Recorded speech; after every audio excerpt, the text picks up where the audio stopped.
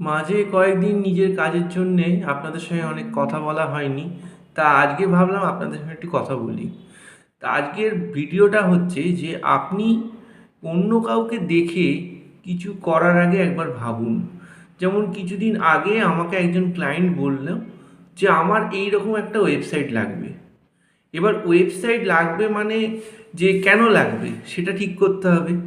যে ওর আছে বলেই আমার লাগবে সেটা কেন? আগে দেখতে হবে যে আমার বিজনেসের জন্য সত্যিই ওয়েবসাইট লাগবে কি না, এবং লাগলে কী ধরনের ওয়েবসাইট লাগবে। যে প্রথমে একজন বিজনেস শুরু করলো, করেই বলছিস তার একটা ই কমার্স ওয়েবসাইট লাগবে। যদি তার সেই ই কমার্স ওয়েবসাইট বানানো খরচ করার মতো সাধ্য না থাকে, তাহলে তার ই কমার্স ওয়েবসাইটটা বানিয়ে সেটা পড়ে থাকবে। কারণ একটা ই কমার্স ওয়েবসাইট শুধু বানালে হবে না, সেখানে ভালো করে প্রোডাক্টের ছবি বানাতে হবে, প্রোডাক্টগুলোকে আপলোড করতে হবে এসইও দিয়ে, এসইও জিনিসপত্র দিয়ে, তারপর সেটার জন্য অ্যাড চালাতে হবে, সেটার জন্য লোকাল এসইও করতে হবে, তবেই কিন্তু একটা ই কমার্স ওয়েবসাইট সাকসেসফুল হবে।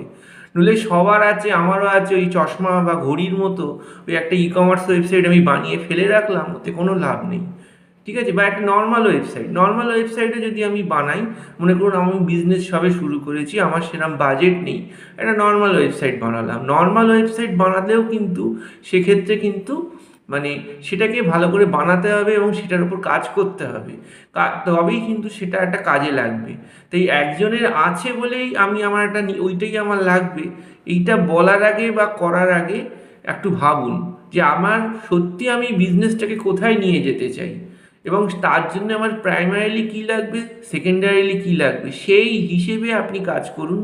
তবে কিন্তু আপনার বিজনেসের একটা সফলতা আসবে, আপনি সেখান থেকে কিছু প্রফিট দেখতে পারবেন। এবার যখন হাতে কিছু প্রফিট আসবে, কিছু হাতে টাকা থাকবে, তখন আপনি আস্তে আস্তে বিজনেসটাকে স্কেল করতে পারবেন। ভিডিওটা ভালো লাগলে অবশ্যই লাইক করুন এবং চ্যানেলটিকে সাবস্ক্রাইব করুন এই ধরনের বিজনেস রিলেটেড বিভিন্ন টিপস এবং ওয়েবসাইট রিলেটেড বিভিন্ন টিপস পাওয়ার জন্যে। ধন্যবাদ, নমস্কার।